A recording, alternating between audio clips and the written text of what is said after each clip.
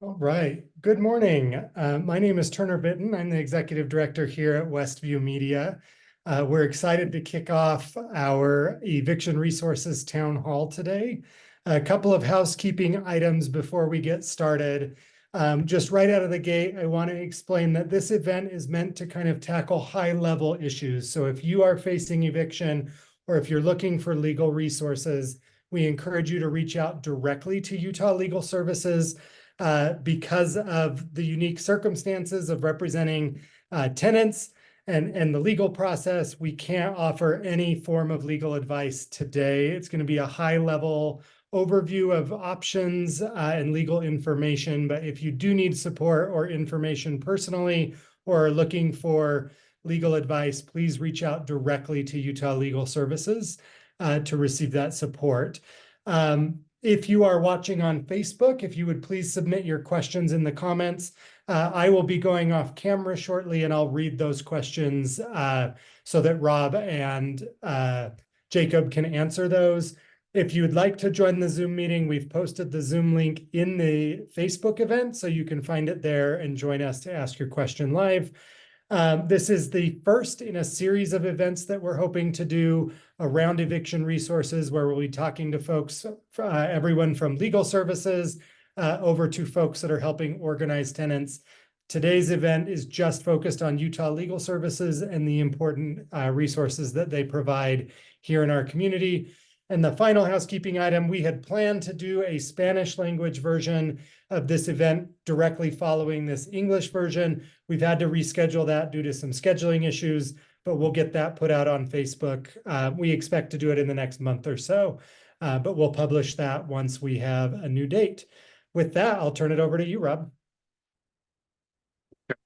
Hi, my name is Rob Ware. I'm the editor for the Westview. I help put together the paper, help organize coverage of stories, and today I'll be helping facilitate this conversation with Jacob Kent, who is joining us from Utah Legal Services, where he has been the housing managing attorney for a decade, 10 years.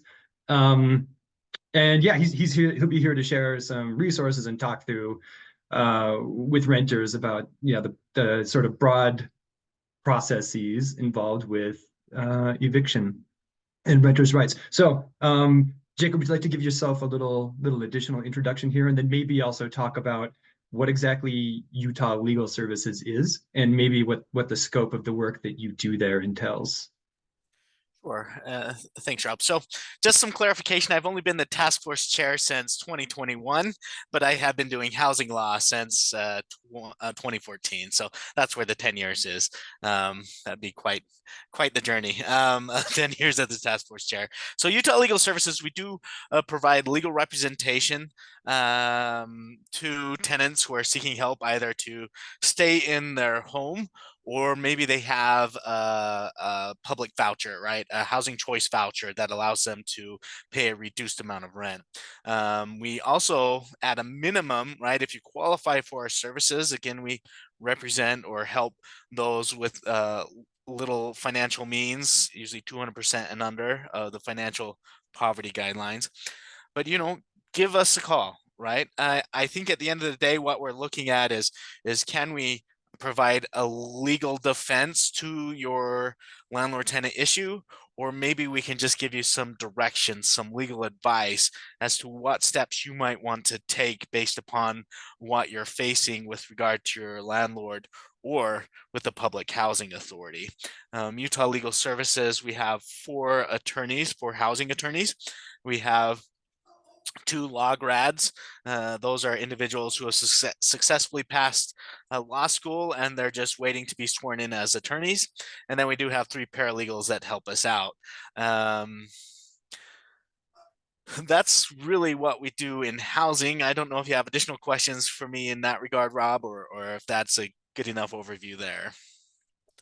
Maybe actually some questions about kind of eviction overview stats in Utah, just to sort of set the framework for the conversation that we're about to have. Now, my understanding is that Utah nationwide has a relatively low rate of evictions. It hovers around the 2.3 to 2.4%, I think, annually. Is that correct? It does fluctuate, but that's about right. I mean, it's around there and 5. It's where it seems to jump. Between 2.3 and 2.5%, and that Or is 5%. oh, up to 5%. Okay, Yeah. but it is my understanding relatively low nationally. It is low compared to some other states. I do, we look at things do move quickly here in Utah as well, right? So either tenants are getting the notice and moving out, so there's no eviction filed, or they are getting the eviction complaints filed against them, which is at that point they're in court. And that's another note that I've got here is that typically only 3 business days from. So that is actually specific to non-payment of rent. If they owe rent for the month, the landlord's entitled to give them a notice to pay or quit, and the notice gives them only 3 business days to pay what is owing, or they have to move out, right? And if they don't pay and they don't move out, next step is they have to go to court. Okay, and I think we'll get into the different types of eviction notices later in this conversation, so I don't want to dwell on that too much.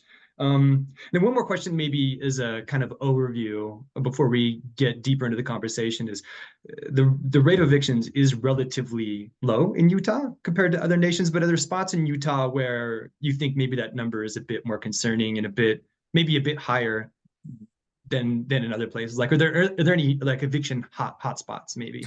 Oh, for sure. And you're going to see a lot of that here in the Salt Lake area. It is quite high, and that is going to fluctuate. I mean, when we're looking at percentages here, we're looking really at evictions based upon previous months, right? And whether they're going up or they're going down. And generally speaking, they are kind of high in the Salt Lake City area, Salt Lake County for that matter. And then we see them in Weber and not so much in Utah County, but Utah County does have a decent rate there. I couldn't give you the specific rates, but they are definitely higher. And then when you get more in the rural areas, things do drop down dramatically. I know this is kind of maybe putting you on the spot a little bit, but are there specific trends, income, demographic type numbers that tend to correspond with those higher rates, or is it variable across regions, or is that even information that you've got at your fingertips? I don't know. It may be too specific. It's a great question. It's one that I'd have to look into a little bit further. I don't have that information to be able to share with the group here to really have a good discussion breaking that down. Okay, well, we are planning on doing a print publication about this in the paper that we'll send out. So maybe that'd be a good time to carve out a little more space for that research layer and get into those questions. Look forward to that. That aside, maybe we should just move into the process of kind of what evictions are, what they look like, and maybe discussing some terms that seem very common sense, right? But those kind of common sense colloquial terms can often be very loaded with legal implications for people who aren't familiar with them, right? So I guess we should start at the beginning with rental agreements. What exactly does a rental agreement entail? So when you're looking at a rental agreement, Rob, what you're looking at is a contract. It's a contract between you and the landlord, right? When you're looking at these agreements, generally the tenant isn't the one drafting these agreements, so the landlord is, which means that they're going to contain a lot of terms in there that will lay out protections for the landlord and expectations for the tenants, right? What is expected of the tenant to remain in that property so that they don't get evicted. You can have it in writing, which is great. That will provide more protections to the tenant if it's in writing, because then you've got clear cut what's expected of both parties, right? You can also have an oral agreement though, and that's where it gets a little sketchy, right? Because what are the terms? Depends on what the conversation was. How are you going to enforce those terms? I don't know, right? And that's one of the issues. Again, this might be putting you on the spot asking for numbers or at least trends, and do oral agreements tend to lead to more tenant landlord issues? I couldn't say that they lead to more issues, But of the conflicts that we see, the oral agreement is the most difficult one to try and defend against, right? Because if there's nothing in writing, the only thing we've got is, well, the tenant says the landlord said this, and the landlord says, no, I didn't, it's this. And there's no way to verify one or the other, right? And so the expectation is probably going to go on the side of the landlord just because they're the ones wanting the tenant out. Okay. Now, and one of the things you mentioned is being kind of the more immediately triggering effect of immediately triggering like eviction offense, I guess. You mentioned it with that like 3 business days eviction period is if you don't pay your rent. Is the idea like when can that trigger? Is it the first of the month? Is it defined by each individual agreement? Is there a grace period like after an official due date? These are actually excellent questions, right? And for that, I'm just going to say you got to look into the lease agreement, right? The lease agreement will actually lay out when rent is due. Generally speaking, it's going to be the first. We've seen it when it's the 15th, right? So it does change depending on the lease agreement. The lease agreement is also when it's going to lay out if there is a grace period. You may see 5-day grace period, but what that grace period does, it doesn't say that rent is then due 5 days later. It usually says no late fees unless rent is paid after that 5-day grace period, right? So there are things that trigger when that grace period isn't even met. Okay, so somebody could potentially be in a late fee grace period, but still be eligible to be legally evicted. Is that true? Correct, right? Because at the end of the day, when the landlord is looking to give a notice, is rent paid on time or not? And if rent is due on the 1st and it says, no late fees if paid by the 5th, that doesn't mean they can't give you the 3 business day notice to pay rent or vacate. That just means they can't charge the late fees. Okay. I mean, that could be confusing for a lot of people who, again, just based on kind of colloquial language, would make that assumption that the grace period would extend to cover evictions too, but that's not the case. Correct. Okay. You talked a little bit about how a written rental agreement can be more beneficial for the renter because they have definite terms to fall back on, whereas you said that it seems the process tends to favor landlords if there's no written documentation. So what are some things that renters can look for in an agreement, to kind of build in some protections for themselves? And do renters have the ability to alter an agreement before it's signed? So I'm going to answer your last question first, if that's okay, Rob. So the renter has the ability to either choose to sign the agreement as is, or they can make recommendations to change the lease agreement. Just because they make recommendations does not mean the landlord will accept them, and the landlord may come back and say, no, you either accept it as is or you don't move in, right? But if it is, you tend to see that more in the larger apartment complexes, those that are ran by the multi-state corporations, property management companies. If you're looking at more of an individual rental, private owner, for example, that's just looking to rent it out, I encourage tenants to have that conversation to try and find something that works for both parties. Because again, it is a contract, you're going to be bound to it. You always have the freedom to contract for things. Whether or not the other party agrees to it is another question. But if you don't try, you're definitely going to be stuck with terms that may not be the most beneficial to you. Okay. When we're looking at things in a written lease agreement that may provide protections to the tenant, we're going to go back to what does it say about late fees? Do the late fees, is there a grace period before they can get paid? That will protect the tenant, right? Also, knowing that there may be late fees provides a protection to the tenant. What are they? Are there specific amounts in there? Is the landlord trying to charge something that is not part of the lease agreement, like utilities or cable or parking?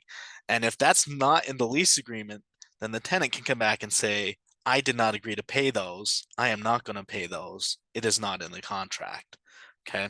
The other thing that can provide a protection to the tenant is really a matter of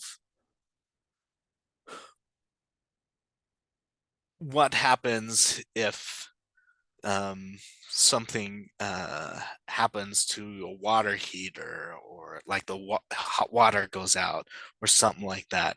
You'll see a lot of the lease agreements, at least in the larger companies, will incorporate the Utah Fit Premises Act, which is going to require a written notice that you basically need to provide that in writing to the landlord and how that can be accomplished, right? Um, it's going to give the tenant a lot more heads up as to what the landlord can and cannot do. And that doesn't sound like it does. It doesn't sound like it provides a protection to the tenant. But if you see what the landlord can and cannot do, then the tenant's going to have a better idea as to when they can refuse entry and when they cannot, right? So that the landlord's not just pushing their way in, or saying, you keep violating the lease agreement, because they know and they're made aware. Are you able to kind of dwell on that a little bit? Are you able to, like, what are typical instances when a landlord can enter the premises?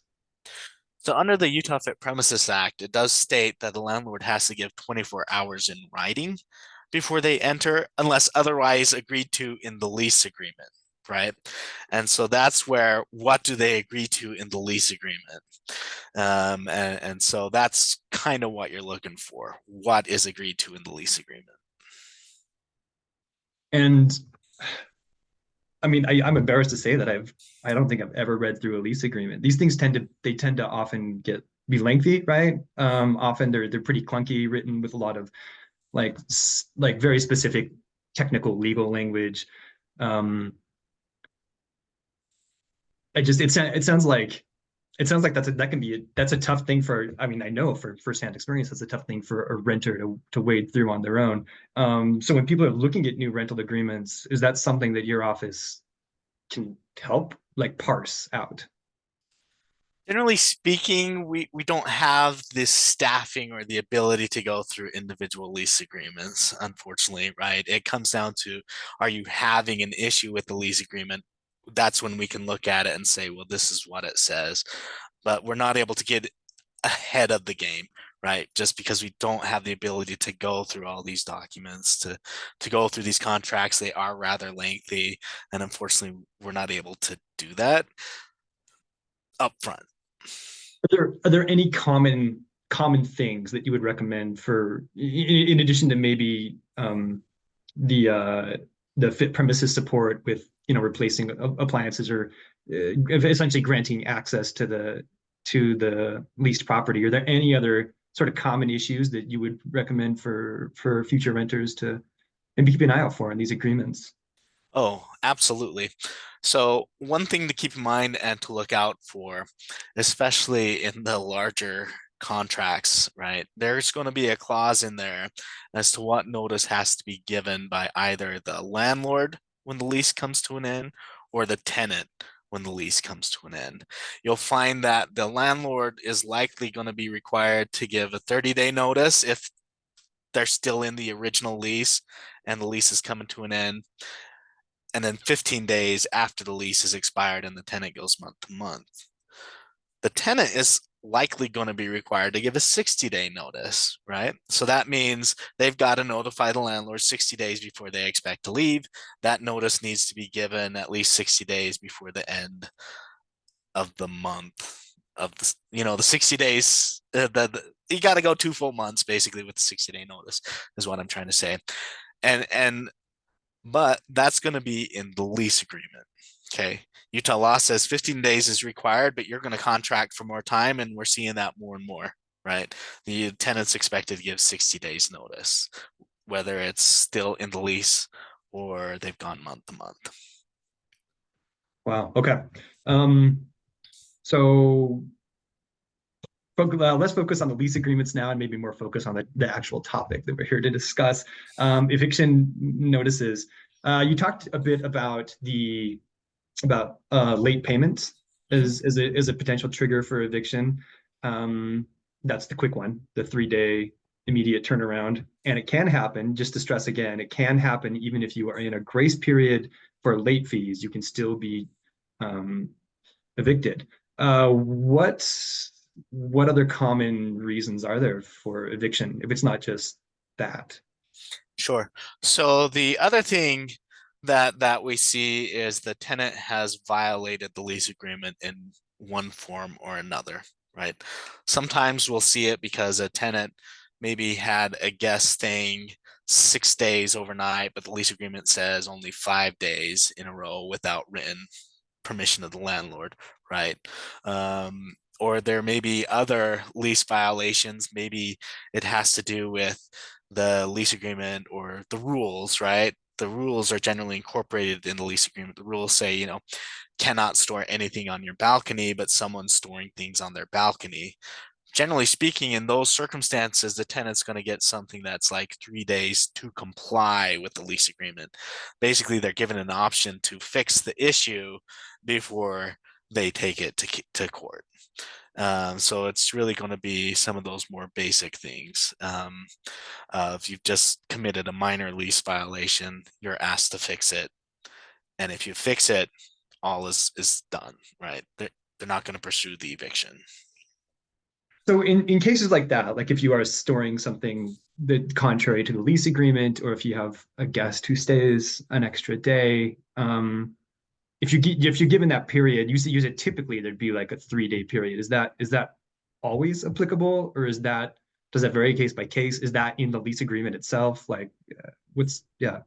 Perfect question. So generally speaking, if it's something very minor like that, like you've just violated a simple provision of keeping something on the balcony, having a guest longer than they should, it's actually the law that's going to provide protections. Basically,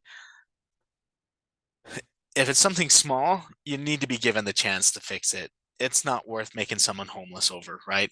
I mean, my perspective is it's not worth making someone homeless over a lot of things, right? But the way that the state looks at it is something minor. You're not going to make someone homeless. Now, you will find situations where it's just a 3-day get out.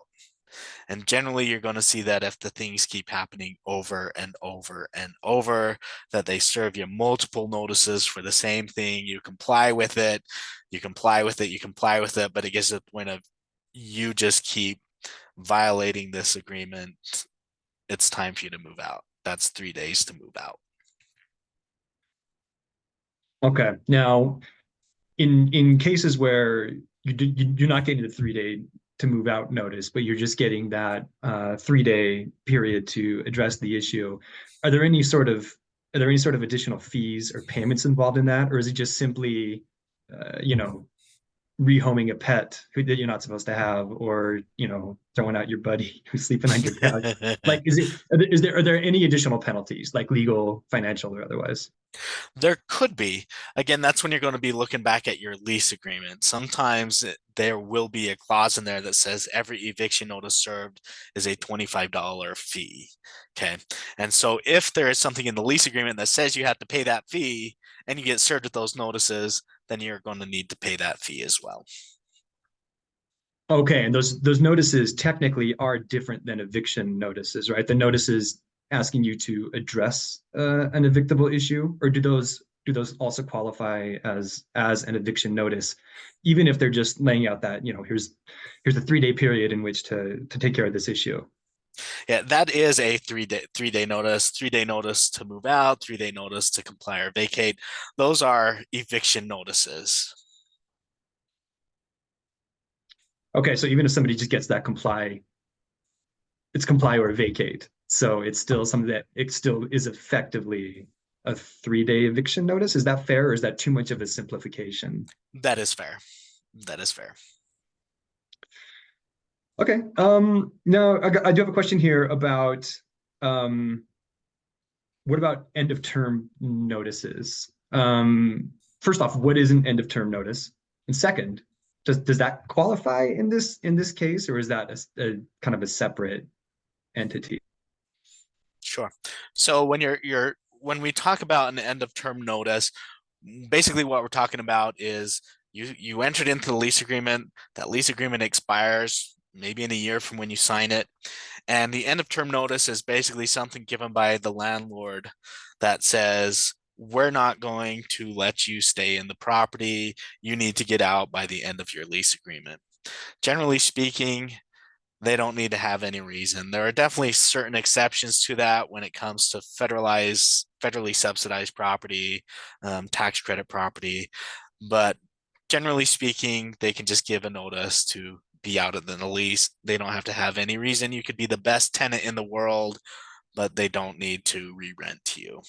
And so landlords say it's not an eviction notice. It's just we're asking you to get out. But the result of them giving you the end of term notice and you not getting out is you will be evicted, right? So for me, it's the same thing. It's still an eviction notice, that because if you don't get out, they will go to court to evict you. And these end of term notices, they function the same whether it's a 6-month lease, a year-long lease, or a month-to-month lease.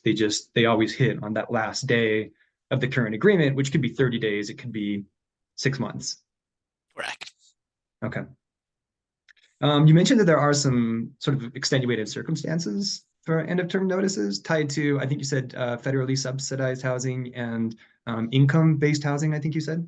Mm-hmm. Do you care to elaborate a little bit about those, and like what are the circumstances and what sort of additional protections or complications do they add to this? Sure. So there are a lot of federally subsidized properties out there, and the requirements are going to depend upon the specific property that exists. So I'm not going to be able to get into too many specifics there. But generally speaking, if there is a federal subsidy associated with it, and by that we're talking about it stays with the apartment. So if the tenant moves out, they don't have the subsidy going with them. Whoever moves into that apartment gets that subsidy. And generally speaking, it's going to require that there be a good reason for the landlord to ask the tenant to move out. Basically, they violated the lease agreements in certain ways.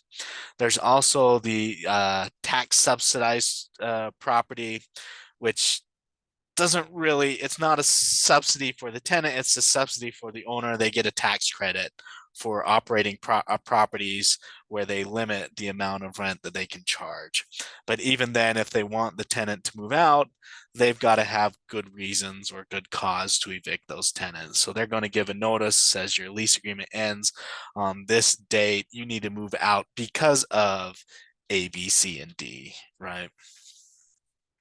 Okay, yeah, you said in both those cases, you kind of like high level generalized good reasons are required. And then you said that typically those good reasons would be like violations based on the lease agreement.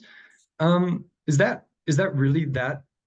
Does that really provide much more protection to tenants in those cases? Because it sounds like that, a lot of the other eviction reasons are based on lease agreement violations. Do those things really afford much additional protection or many more resources to tenants?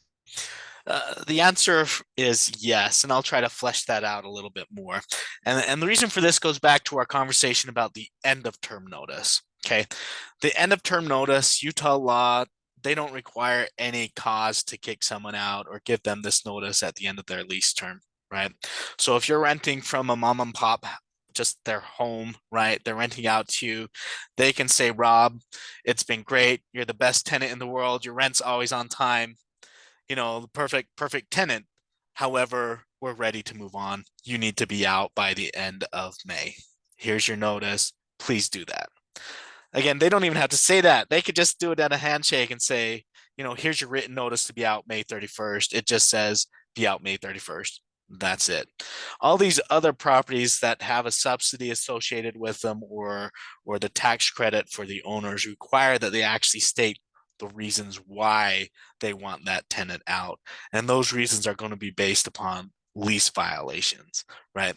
If you were the perfect tenant and you lived in these properties, they cannot give you that end of term notice. They can't say, Rob, you're the best tenant in the world, but you need to get out. They actually have to state the reasons why, and they have to be lease violations in order to ask that tenant to move out at the end of the lease term. So it does provide that extra level of protection. That makes sense. Thank you. Thanks for clarifying on that. And then now transitioning into what exactly the eviction process entails. And I think maybe the first important question would be what can or should, maybe you can't answer should in this context, but what can a tenant do after they've received an eviction notice? Sure. So the best way to put this and to phrase it is that notice is going to tell you what it is that you're supposed to do and when you need to do that by. The tenant needs to look and say, am I really violating the lease? Have I complied with the lease agreement?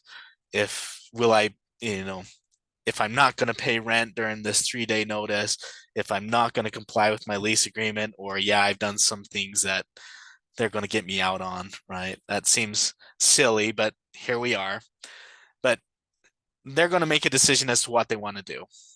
Are they going to comply with the lease agreement? Are they going to move out of the property? Or are they going to fight? And by fight, I mean the next step is going to court. Okay. The process moves quickly here in Utah, whether it's the non-payment or end of term, or just you were supposed to comply with your lease agreement and you didn't, or you were just supposed to move out. If you don't do it, it ends in court. And by that, an eviction complaint gets filed. The next step is someone who is not the landlord serves the tenant with the copy of the eviction complaint and the summons.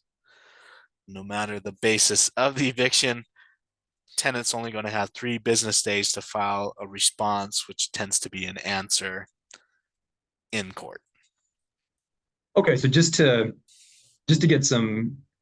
definitely lay out this process a little bit. First, regardless of the nature of the lease agreement, whether it was written, like a signed contract, or a verbal agreement, eviction notice always has to be written. Written, always written. Excellent clarification point. It's got to be written. And by that, we're talking about paper. It's got to be served to you in paper, not emails, not text messages. The landlord can warn you it's coming by email and text message, but paper is the way it has to be served. And so even if you do get a warning like that by text message, for example, that 3-day period does not begin until the official date of service. Is that correct? That is correct.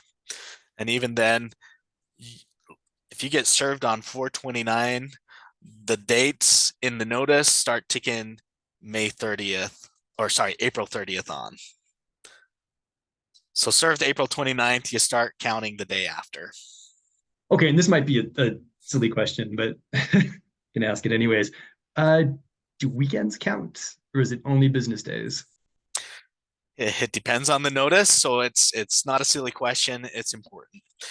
If it's non-payment, it's specifically 3 business days. So you're going to have 3 business days to pay that rent. So weekends, holidays don't count. Any other notice, if it's a 3-day notice to comply with the lease, that's just calendar days. You've got 3 days to fix the problem. Doesn't matter if it's a weekend or a holiday, you got to fix it. But at the end of those 3 days, you will still be evicted, even though it's weekend and business, even though it's any day. Correct. Okay. And then to come back to the point of service, who typically serves these documents? You said it's not the landlord. So again, I want to be clear here. When it comes to the notices, the landlord can serve the notice, right? Because it's the landlord that wants you to do something. It could even be a process server with the notice. When it comes to the summons and complaint, it needs to be an independent third party, someone who's not a party to the case. So it can't be the landlord. It's probably going to be a process server. It could be the landlord's relative. Anyone over the age of 18 can serve the summons and complaint on the tenant. Okay, and maybe just to be totally clear, what are the differences between those 2 documents? Sure.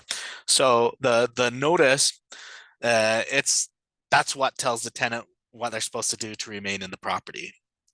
The summons is a court document served with the complaint that tells the tenant that they have a certain number of days to respond with the court.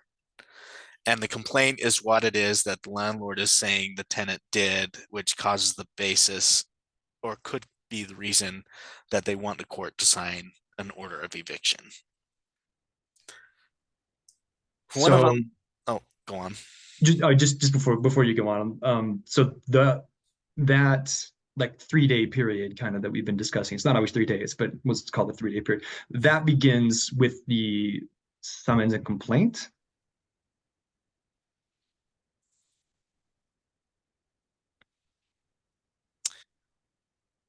No, 2 steps here. And I appreciate these questions, Rob, because it means I'm not being very clear. And if it's confusing you, it's going to confuse everyone else. And so I want to make sure I get this right. There are 2 stages to this eviction.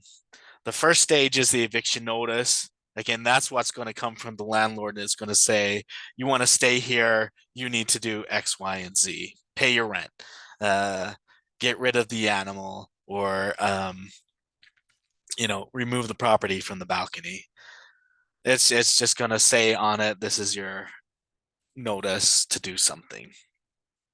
Okay, if the tenant doesn't do that, they don't do what's required on the notice, the landlord can't change the locks, they can't just force them out. They need to do step 2, which is go to court. And so they're going to either hire an attorney to file the court documents, or they're going to use the court self-help to draft a complaint for eviction. But this is going to be the complaint that gets filed, and the summons is what is served with the complaint that tells the tenant, you are being sued for eviction. You only have 3 business days to file an answer with the court. So it's the process begins with the notice, but it's not until it's filed with the court that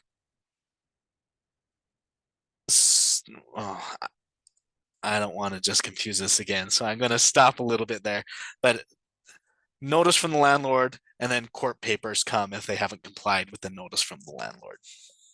Okay. And then at that point, typically when the court papers come, I'm assuming that means that the tenant's options will be much more limited. Correct. Right. At this point, it doesn't matter what was in that notice. They now have to defend in court what the landlord is alleging they did.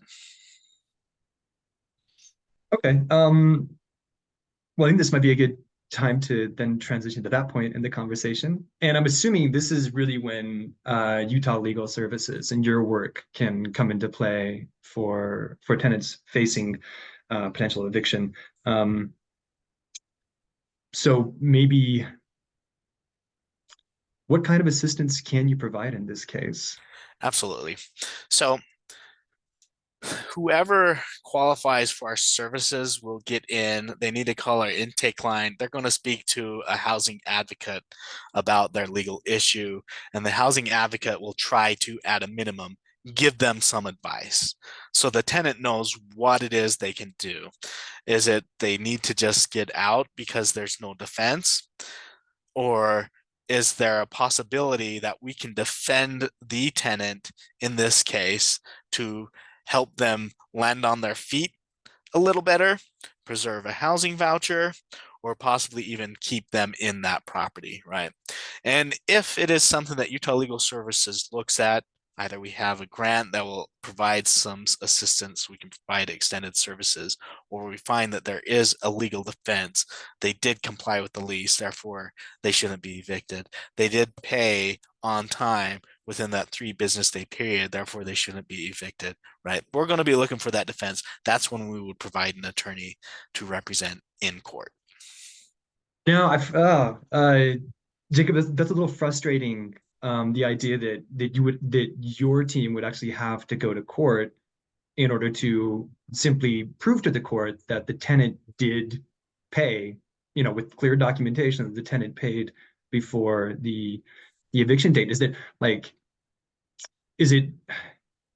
is that something that the tenants can really do for themselves, or is it, again, I'm a total legal layman, right? So I would have no idea how to even approach this.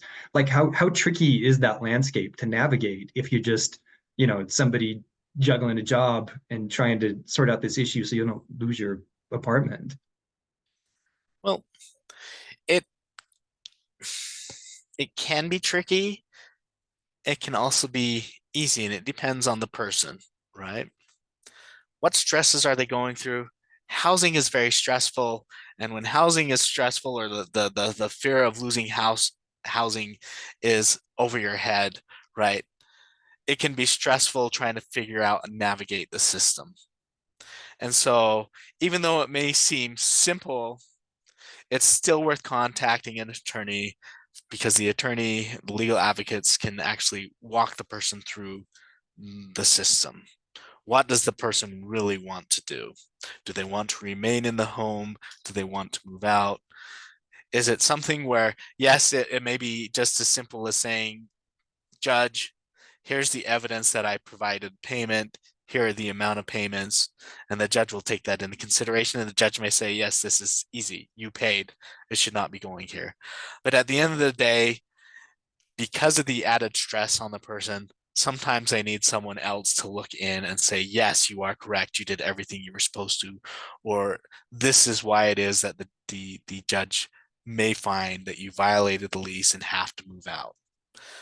But it's getting that external opinion from someone else who doesn't have the connection to the case to kind of give you the level-headed analysis of Utah law that it can be very helpful. Now, one other point of, I think, access you had mentioned is access to potentially access to financial subsidies or like rent help. Is that something that your office typically would try to do in these situations? Does it vary case by case? Is it even an option? So the only thing Utah Legal Services can do is provide an attorney, right, in court. We would definitely be referring folks to different possibilities like Utah Community Action, right? Is there some money out there that they may have access to provide a little bit of support to the tenant to cover that gap, because maybe the tenant lost their job and they just need some help until they get back on their feet, right? We don't have access to all the financial resources that are out there. And so that's when we're looking for places like Utah Community Action. Is there something out there that the tenant can make use of to cover that gap, right? Again, the only thing we can do is say, this is what the law says. This is where we think we may be able to help based upon what the law says. And we'll provide that legal assistance if needed in court. And I mean, the window for action in these cases is so small that, I mean, it sounds like even though you don't provide those additional resources, your organization can be a good like emergency, no time to spare first point of contact that can then maybe open up a world to additional resources while still being able to potentially address that one critical, like immediate need of maybe getting legal representation. Sure. Right. I mean, again, that's where we can focus on, but we're going to be, and our goal is to try and work with other community resources so that we can just say, hey, is this something y'all may be able to help with, or to tell the tenant, there may be this resource out there that you need to reach out to, apply for their services, right? They may be able to provide mediation, right? Basically someone who can negotiate with you and the landlord to reach a resolution that works. That's great if that's a possibility. Sometimes it's not, and we have to go in front of the judge.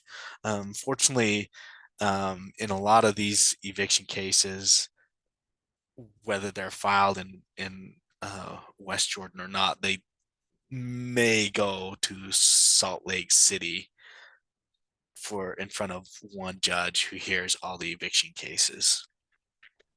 And which courts do handle? Is it the county court where these cases are handled? Mm-hmm. So they the third district covers Salt Lake County. All the eviction cases are generally heard in front of one judge, Judge Parker, on Tuesdays. There are some exceptions to that where they will be held in front of the judge assigned in West Jordan, but generally speaking, they're going to be in front of Judge Parker. Okay, that's interesting to know. Humanizes the process a little bit. So I have another question about legal support not related to eviction. Like if a renter, if their lease agreement is being violated by the landlord, either through like you said, the fit premises support laws, or like access to the property, or not maintaining, not meeting their obligations per the lease agreement with in terms of like maintaining large appliances. I think you'd mentioned like the water heater. Do you provide any resources for tenants who need to get a landlord to address things in their lease agreement that they're not, in like maintenance issues? We do, right? And we will provide some legal advice, right? We basically, by that I mean the Utah Fit Premises Act exists. The Utah Fit Premises Act provides remedies to the tenant if the landlord refuses to take steps to fix the problem. So we're going to make sure that they understand and be a resource to the tenant to say, these are the steps you have to take so that you do not get yourself in legal trouble, right? You've got to give the notice. The notice needs to explain to the landlord what it is you're expecting to be fixed, when you expect it to be fixed by, or at least substantial steps taken to fix that problem, and what your remedy is if the landlord chooses to not fix that problem, right? And this is important. And the reason it's so important is you get a lot of people getting a lot of misinformation that says, I'm just able to withhold my rent until the landlord fixes something, and that is not correct. You do that, you're going to be evicted, and the problem's not going to be fixed, right? So the Utah Fit Premises Act is very specific, as you need to give a notice in writing.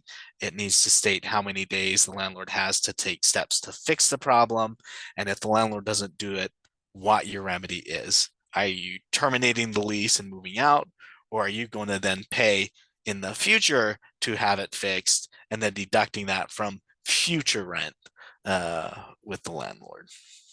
Now, do these notices, do they have to cite specific items from that lease agreement, or does the act provide like statewide protections that are universal, regardless of whether or not they're in the lease agreement? So the act does provide some universal protection.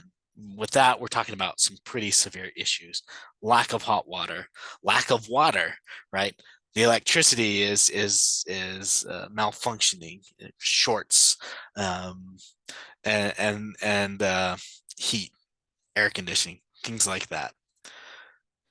And when they talk about air conditioning, it does need to be part of the lease agreement, even though it is a universal thing, right? That's just the exception there. The other things may be in the lease agreement, such that there's a washer and dryer in the unit, there's a fridge in the unit, there's an oven in the unit, right? If those are malfunctioning, those are provided per the lease agreement. Those are the things that you are looking to the lease agreement to see if the landlord has to fix those. But generally speaking, the universal ones, you're looking at electricity, water, heating, and cooling. All right, great. And that's kind of a little derailment from the eviction discussion, but it seems like it's a similar process, just almost in reverse. That's right. And I appreciate that, right? In reverse, the tenant has to give something in writing to the landlord that says what needs to be done and when, right? And then the tenant will get the protections of the law. And by protections, it's either moving out or repairing on their own and deducting from future rent, right? But it is something that the tenant is given to the landlord, as opposed to the landlord given to the tenant, demanding that they do something. I guess one more quick question about that. What is the typical, is there a, like 3 days seems to be the hot spot for eviction notices and that process. Is there a set time period for violations of the Utah Fit Premises Act, or? Yes. So you're looking at 3 days for the major universal ones: heating, water, electrical issues, and air conditioning, if that's in the lease agreement. If it's a matter of an appliance that is no longer working, you're looking at 10 days 10 days for the landlord to take substantial steps to fix them. So 3 days, 10 days, those are the magic days for the Utah Fit Premises Act. And then there are remedies built into the act that specify maybe reimbursement for alternative housing costs until the issue's fixed, or is that not? Great question. That part is not something that the Utah Fit Premises Act talks about. The remedies available to a tenant under the Utah Fit Premises Act is going to be that they are able to terminate the lease agreement and move out, or they're going to pay to have the issue fixed themselves, but they can only deduct up to 2 months worth of rent to fix the problem. Okay. Unfortunately, there is nothing in here that requires the landlord do something for the tenant. But the remedies available to the tenant are either moving out or paying the fix.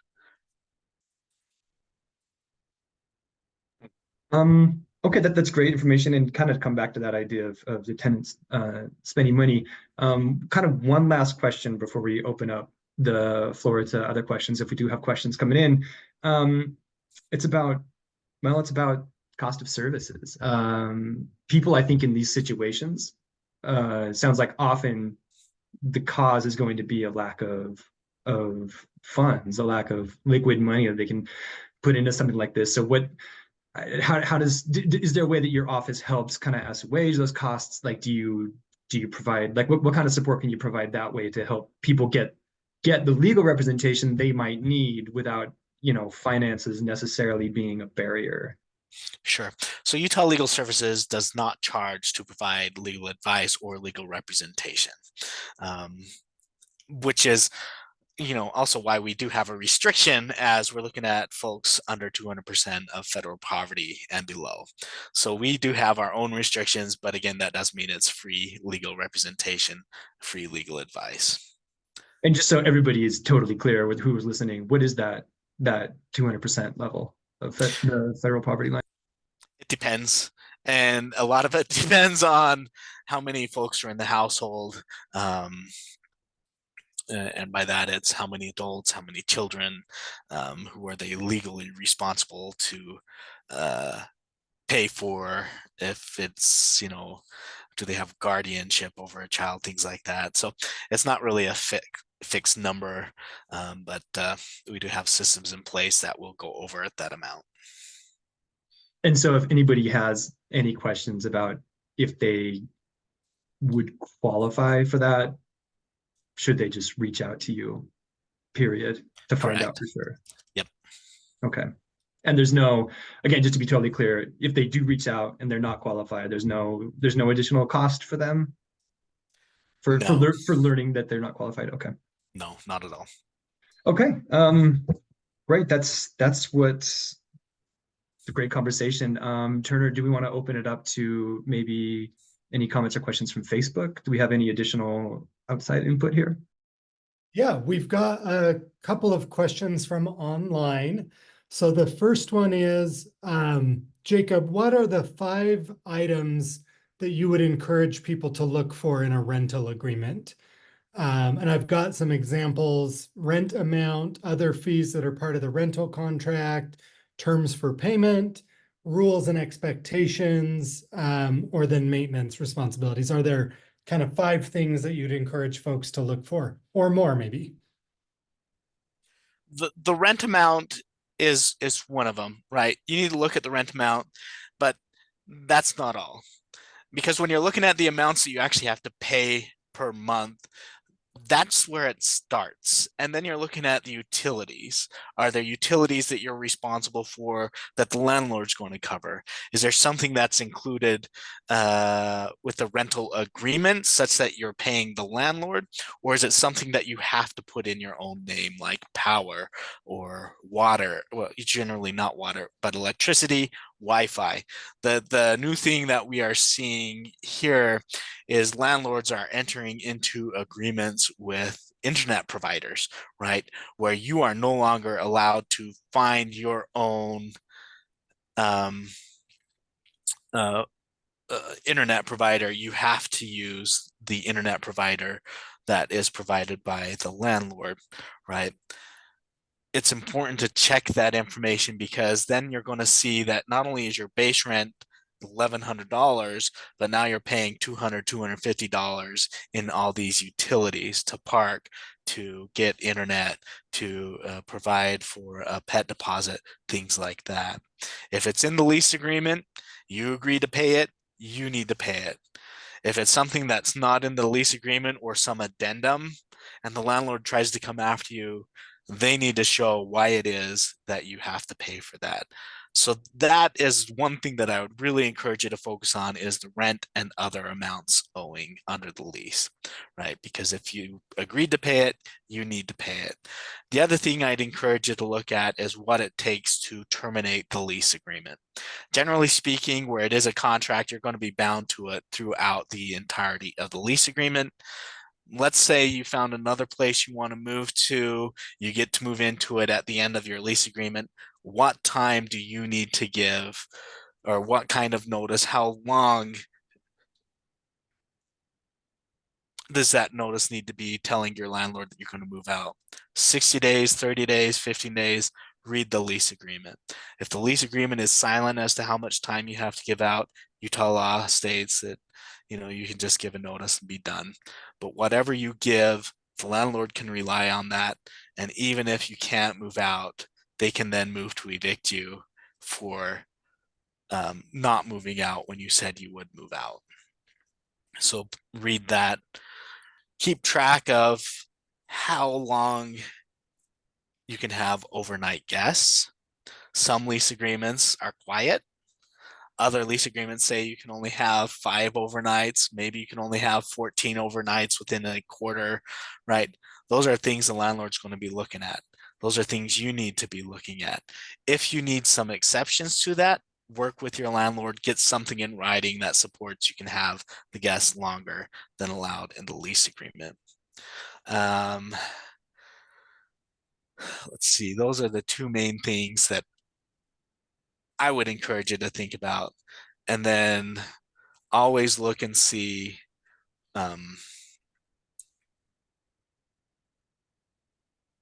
what is your responsibility versus the landlord's responsibility when it comes to, are you responsible for the yard maintenance? Is the landlord responsible for it?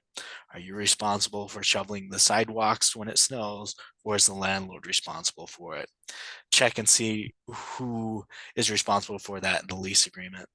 And generally speaking, as you're going through that lease agreement, Utah, they love to allow folks to contract for things. Check and see what burdens they put on the tenant versus what burdens the landlord keeps for themselves. Those are kind of the things you should look for. Like additional costs for contracts for maintenance. Pardon, what was that? Like additional costs for contracts for maintenance. Correct. Thank you. We've had a couple more online. So the next one, how do you get your deposit back? And I'm assuming maybe we need to expand on this and say, do you get your deposit back if you go through the eviction process? So generally speaking, the landlord's required to give you the reason for them not returning the deposit within 30 days, or they have to return the deposit within 30 days of you moving out. So the tenant needs to make sure that they give the landlord an updated address so they can send them that information. If not, then the tenant can request the landlord to return the deposit, or give what we call a deposit disposition, saying what it is that the deposit is being withheld for, within 5 days after giving that written notice, and then the tenant can sue for that. If the tenant is evicted, there's generally going to be a clause in the lease agreement that states that they will then forfeit the right to the security deposit. What we see is that security deposit is then applied to any rents owing, any attorney's fees that are allowed under the contract, things of that nature, where it will be applied first. Okay. Next question is, does a tenant need to get all of their items, furniture, personal belongings out after they receive an eviction judgment, or can they move them on different days? So generally speaking, if there's an eviction judgment, it's going to be an order of restitution. That's the order of eviction. It's going to require the tenant to be out by a certain number of days. If they're not out, then a sheriff constable can come change the locks on the tenant, and then their property remains. The law states that they have 15 days to try and work with the landlord to get that out. And after those 15 days, the landlord can treat it as abandoned property, and they can donate it to charity or sell it to get compensated for what they're owed. Okay. Next question is, what do you recommend in communicating with landlords or property managers about lease expectations or violations?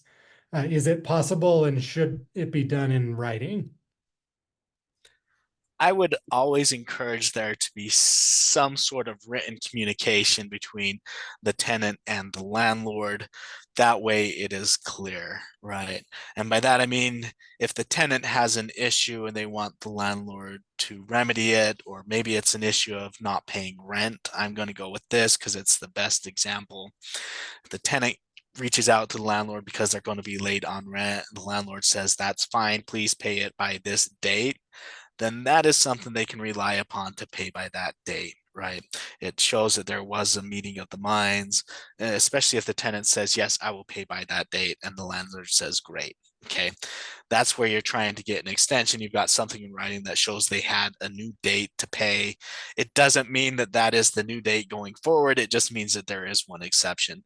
But when you get it in writing, it will provide the tenant more protection, especially if the landlord says that's not what we agreed to. The tenant can say it is. Here is that evidence.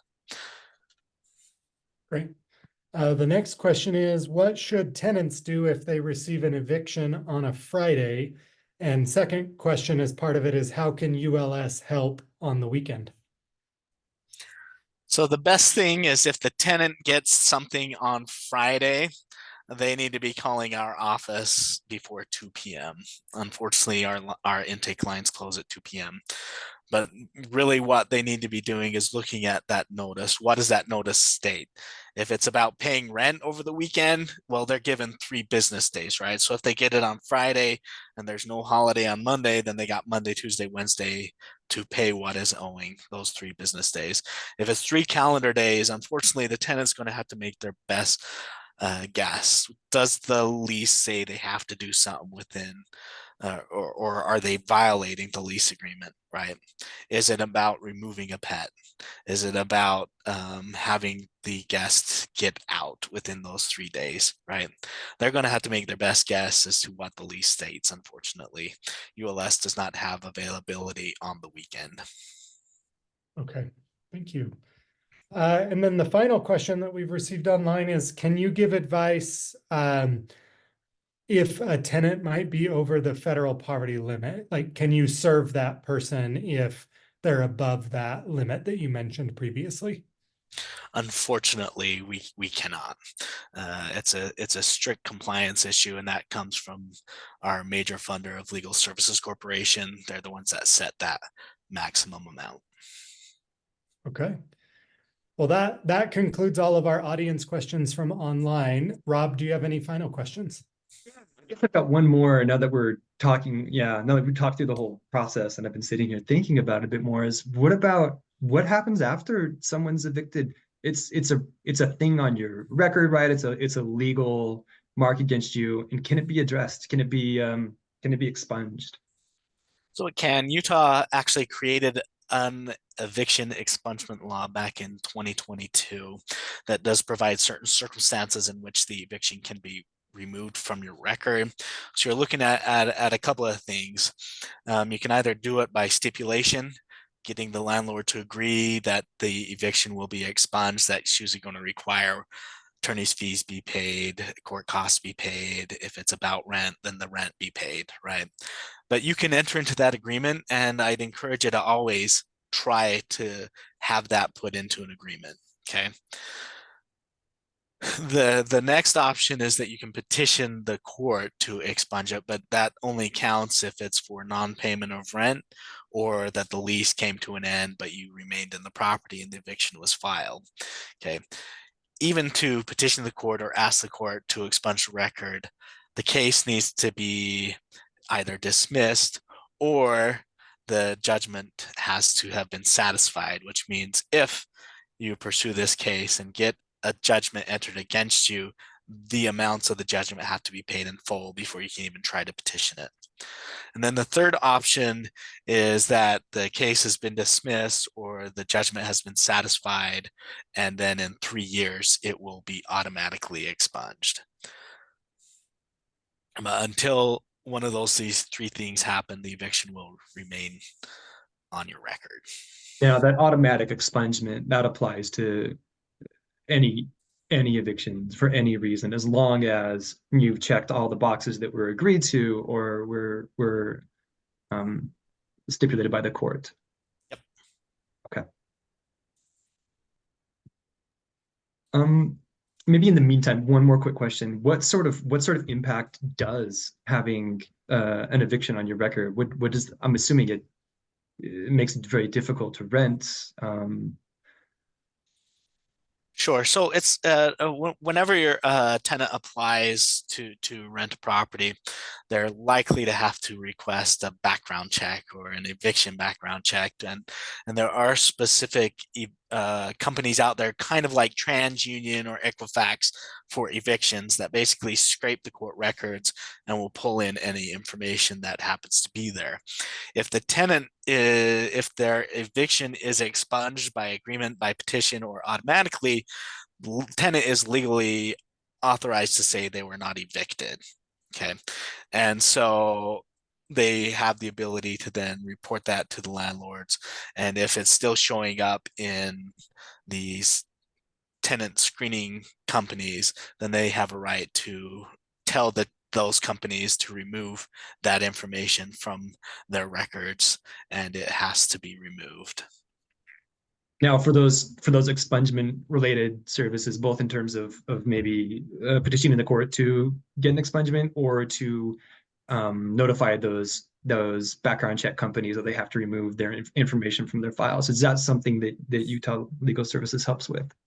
So Utah Legal Services will help, if possible, with getting the evictions expunged, right? In reaching out those agreements with the opposing counsel or the opposing parties. We would encourage them to file a request with the tenant screening companies. There are a lot of them. The tenant is entitled to get a report from the landlord, or at least know who it is that's the landlord got the tenant report from, so that they can petition that company to get it removed. Okay, that's all I've got. Sorry, we've gone a bit longer than we were planning, so I think I should stop now. Well, thank you for your time, and I can go ahead and wrap up if that's okay, Rob. Thank you for your time, Jacob. We really appreciate Utah Legal Services for the work that you do. For those that are watching live, just a reminder that this is the first in a series of these town halls. We'll be working with a variety of different organizations and folks that work with tenants on eviction related issues and tenants issues. We'll announce those as time allows. And then there will be a Spanish version of this town hall conducted, we hope within the next month or so. So we're working on scheduling that. And then the last thing is, if you're looking for support or need to connect with Utah Legal Services, you can visit utahlegalservices.org and find information about all the things that Jacob talked about today, as well as contact information depending on your location in the state. With that, I'm going to go ahead and end the live stream.